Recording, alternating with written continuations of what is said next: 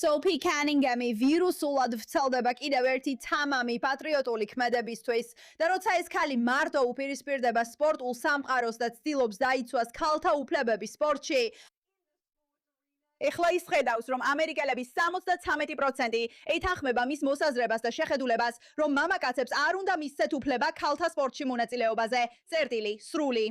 და ჩვენ გვიყვარს ძლიერი დედოფალი, პატრიოტული დედოფალი, ქალი, რომელსაც არ ეშინია საკუთარი უფლებების დაცვა და პატარა ბავშვების, განსაკუთრებით პატარა გოგონების გვერდით დგომა.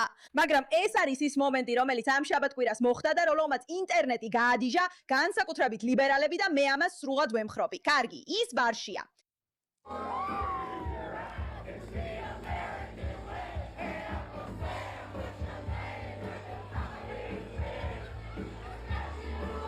გზა ვინც არიცით ის გუშინ ღამით მღერო და country ბარში ტობი კიტის სიმღერას წითელი თეთრი და ლუჯის პატივისცემით, რომელიც პატრიოტიზმის უმაღლეს დონეზე ამაღლებაზეა. ამერიკელი გოგონები და ამერიკელი ბიჭები ყოველთვის წამოდგებიან და მისალმებას გაუკეთებენ. ყოველთვის ვიცნობთ, როცა ვხედავთ ამერიკის დროშას ფრიალებს. ბევრი კაცი დაღუპულია იმისთვის, რომ ჩვენ ღამით მშვიდად დავიძინოთ, როცა თავს დავდებთ. აქ საუბარია იმაზე, რას ნიშნავს იყო ამერიკელი და რამდენად ამაყი ამით. ძალიან ბევრი კაცი იყო, ვინც სიცოცხლე შესწირა იმისთვის, რომ ხალხს მშვიდად ეცხოვრა და ამერიკელები ყოფილიყვნენ და ჩვენ ვუჭერთ მხარს დროშას. და ეს ზუსტად ის რიტორიკაა, რომელსაც მემარცხენეები კატეგორიულად ვერ იტანენ. იმიტომ რომ როცა ვინმე ზუსტად იცის რა უნდა დაიცვას, რისთვის დგას და რის ჯერა. ვერასდროს დააჩოქებ ესეთ ადამიანს გიჟური, ქაოტური იდეებით, მაგალითად ტრანსგენდერთა უფლებებით სპორტში. გულისმობ ეს ხო აშკარაა, ეს არის პატრიოტული სიმღერა, რომელიც მემარცხენეებს სრულიად აგიჟებს. Hey hand, წადი და შენი სახელი მის სიაში ზედა ნაწილში ჩაწერე. თავისუფლების ქანდაბა მუშტ ციქნებს გება, მუშტ ციქნებს და არწივი აფრინდება კაცო. ჯოჯოხეთი იქნება. და როცა დედა თავისუფლებას არც რეკავს, გეგონება მთელი ქვეყანა შენზე ჩამოიშალა. ეს ყველაფერი წითელი, თეთრი და ლურჯის სახელით მოგიტანე. სამართლიანობა აღსრულდება და ბრძოლა გაგრძელდება. დიდი ძაღლი იბრძოლებს, როცა მის გალიას შეარხევ და ინანებ, რომ ამერიკას შეეჭიდა, რადგან ფეხს დაგარტყამთ უკანალში. ასე იქცევიან ამერიკაში. ისევ, ეს არის სიმღერა ამერიკულ პატრიოტიზმზე, იმაზე, რასაც ზოგი კაცი ბარში ხმამაღლა იმღერებდა. მაგრამ როცა WNBA-ის მოთამაშე, რომელიც სკანდალის ცენტრშია, მაგალითად Sophie Cunningham, ამას მთელი ხმით მღერის, პირდაპირ მთელი ძალით მღერის. ანუ ისინი მართლა არიციან რა ქნან მასთან. შეხედეთ ამას. ეს პირველი პირის ვიდეოა. მიდიხარ ფივერის თამაშზე და როგორღაც იმავე ბარში აღმოჩნდები, სადაც Sophie Cunningham-ია.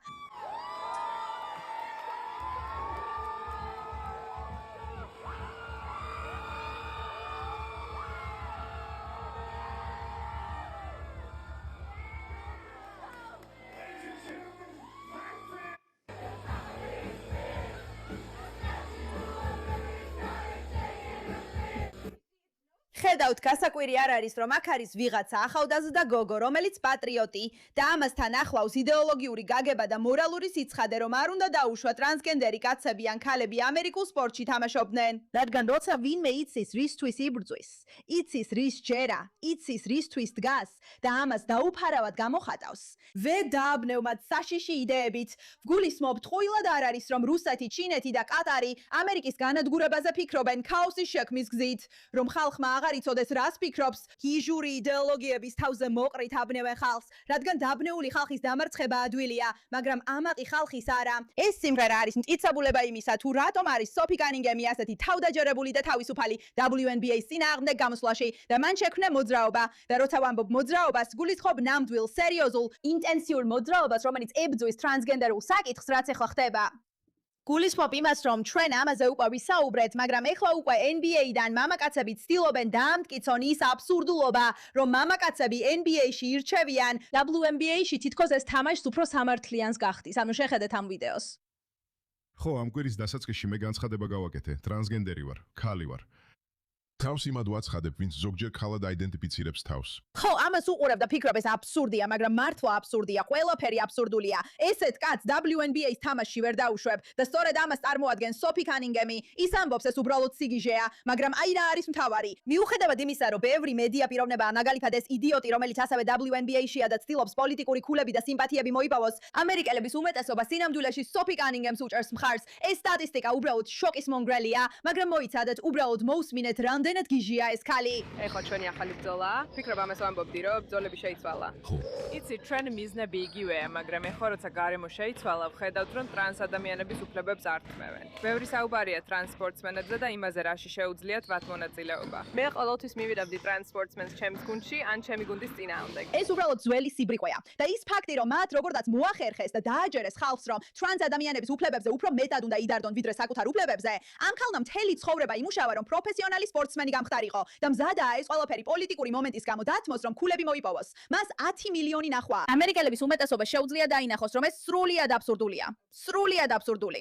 მაგრამ ამერიკელ ხალხს სოფის მხარის სოფის და აული ალკიკი ადგილზე იყო, რომ მთელი მოქმედება დაეფიქსირებინა. მე ვფიქრობ, რომ WNBA თავისთავად საუბრობს. უნდა დავტოვოთ მხოლოდ ქალებისთვის, მხოლოდ ბიოლოგიური ქალებისთვის.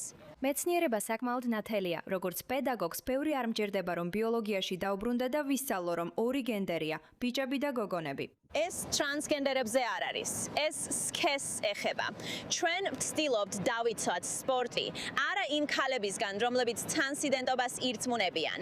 ხო, ასეა, ზუსტად ესაა მთავარი საკითხი. ეს ტრანსგენდერ ადამიანებს არ ეხება, ეს ქალების დაცვას ეხება, მარტივი და გასაგებია, მაგრამ WNBA-ს არ იცის რა ქნას ამასთან დაკავშირებით. სინამდვილეში მათ ჯერ კიდევ არ იციან როგორ მოიქცნენ, რადგან ამ ეტაპამდე ვერ გაუგიათ რა არის ქალის რეალური განსაზღვრება. მათ ამ მდგომარეობაში მიიყვანეს NBA-ს მამაკაცებმა, რომლებმაც განაცხადეს, რომ აპირებენ WNBA-ს დრაფტში მონაწილეობას და ეხლა ისინი ფიქრობენ, არა, რა ვქნათ. კარგი, და ამიტომ WNBA ცდილობს იპოვოს პასუხები კითხვაზე, რა არის სინამდვილეში ქალი. რადგან აშკარად ქალი არ არის 6 ფუტი და 5 ინჩის სიმაღლის თურქი მოთამაშე სახელად ისანი, რომელიც ამტკიცებს, რომ ქალია. რა ვქნათ ამაზე? ეს ხდება იმ დროს, როცა WNBA-საც კი არ შეუძლია განსაზღვროს, რა არის ქალი. ლიგის სამშაო ჯგუფი ამ კვირაში შეიკრიბა, რათა განეხილათ ან გაეუქმებინათ, ციტატა, სუდინებით მოტივირებული მცდელობები იმ ადამიანების მხრიდან, ვისაც არ სურს, რომ კაცები ქალებთან შეეჯიბრონ. ეხლა ყოფილი NBA-ის მოთამაშეები Enes Kanter Freedomi და Royce White დაშვების წესების გამოს გამოწვევას ცდილობენ. White-ი კი იმუქრება სამართლებრივი ნაბიჯების, თუ მას არ აისჩევენ.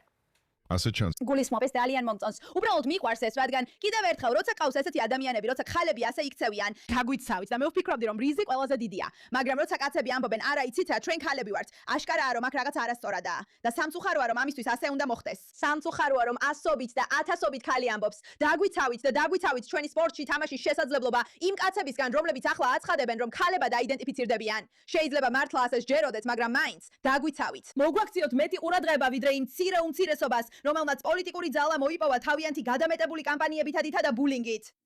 კაცები გამოდიან და ამბობენ, კი, უნდა დავიცვათ ეს ქალები. მოდით გენიალური გზით დავიცვათ ეს ქალები. ხანდახან ვაცხადებ, რომ ვარ შავი ტრანსგენდერი ლესბოსელი. ვერ აგიწერთ, რამდენად განმათავისუფლებელია ეს, თუმცა ბოლო დღეებში ბევრი სიძულვილი გამოცადე. ფიქრობ, ჩემი კარიერის, ჩემი ნამუშევრის, კალათბურთში მიღწეული შედეგების, გუნდში შეტანილი ცვლილის, ლიგაში ჩემი ათლეტიზმისა და უნარების გათვალისწინებით, ეს აშკარა დისკრიმინაციის შემთხვევაა და ვგეგმოთ, ყველა სამართლებრივი გზა გამოვიყენოთ. ანუ, რატო იყვნენ ადამიანები თქვენ მიმართ ცუდად? რატო გესხმოდნენ თავს? თქვენ უბრალოდ კაცი ხართ, რომელიც თავის ნამდვილ ქალის მხარეს აცხადებს. აქ არაფერია. ამაში არაფერია ისეთი, რაც ტრანსმოძრაობას გააღიზიანებს. სწორედ ამისთვის იბრძოდით და სწორედ ამას წარმოაჩენდით ამდენი წლის განმავლობაში. რატომ ავიწროებთ მას? განა თქვენ სიყვარულზე არ უნდა იყოთ ორიენტირებული. აი ეს არის მთავარი. ეს უბრალოდ აბსურდული მოძრაობა, ეს აბსურდული მოძრაობაა და ყველა ვისაც შეუძლია დამოუკიდებლად აზროვნება ამას ხედავს. და ამერიკელების 73%-ს ღმერთს მადლობა შეუძლია ნათლად დაინახოს ეს. ეს ოფიციალურია. გამოკითხვა მაჩვენა, რომ ამერიკელების 73% მხარს უჭერს სოფი კანინგემს და თვლის, რომ კაცებს, რომლებიც თავს ქალად მიიჩნევენ, არ აქვთ ადგილი ქალთა სპორტში.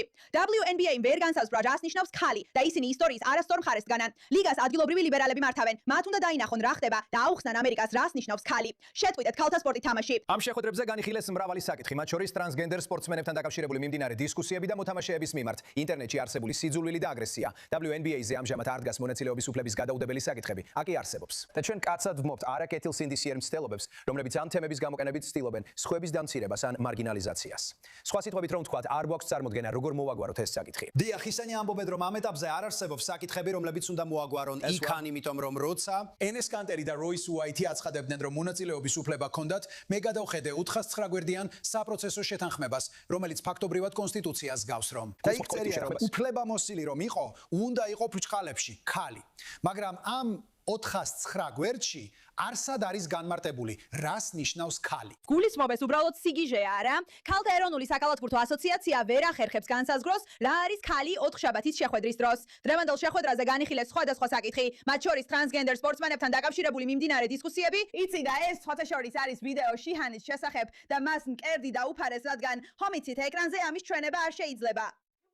მეგობრებო, შეგვიძლია ერთი წამით შევჩერდეთ, ერთი წამით დავიხიოთ უკან და დაუფიქრდეთ, როგორ ავუხსნით ამას ჩვენ შვილებს, როცა გაიზრდებიან, რადგან იმედია იმ დროისთვის ეს ყველაფერი დაგმობილი იქნება, მაგრამ რეალურად მოგვიწევს ამ თემაზე საუბარი. ვეტყვით მათ, იყო ესეთი ქალი, მისი სახელი იყო სოფი კანინგემი, ის მაღალი იყო, ქერა იყო, ძლიერი იყო, პატრიოტი იყო, მამაცი იყო და ბიჭების კალათბურთს თამაშობდა. და შემდეგ უთხრეს, რომ იყვნენ კაცები, რომლებიც ქალებად თავის მოჩვენება უნდოდათ და მასთან შეჯიბრება სურდათ. და მან თქვა, უფიქრობ ეს ცუდია, რადგან ეს ჩემთვის საშიშია.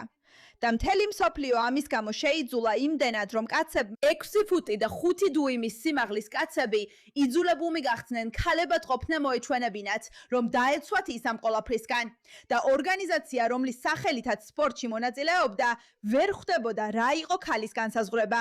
და ამიტომ, რა შეგიძლიათ წარმოიდგინოთ, როგორ ვუხსნით ეს ჩვენ შვილებს დრამის გარეშე, რომელსაც ჩვენ ვიცნობთ და ისინი შემოგხედავენ ისე, თითქოს სრულიად შეშლილები ვიყოთ, რადგან ასე ჟრერს, სრულიად შეშლილად, რადგან ეს მთელი ამბავი სრულიად შეშლილია.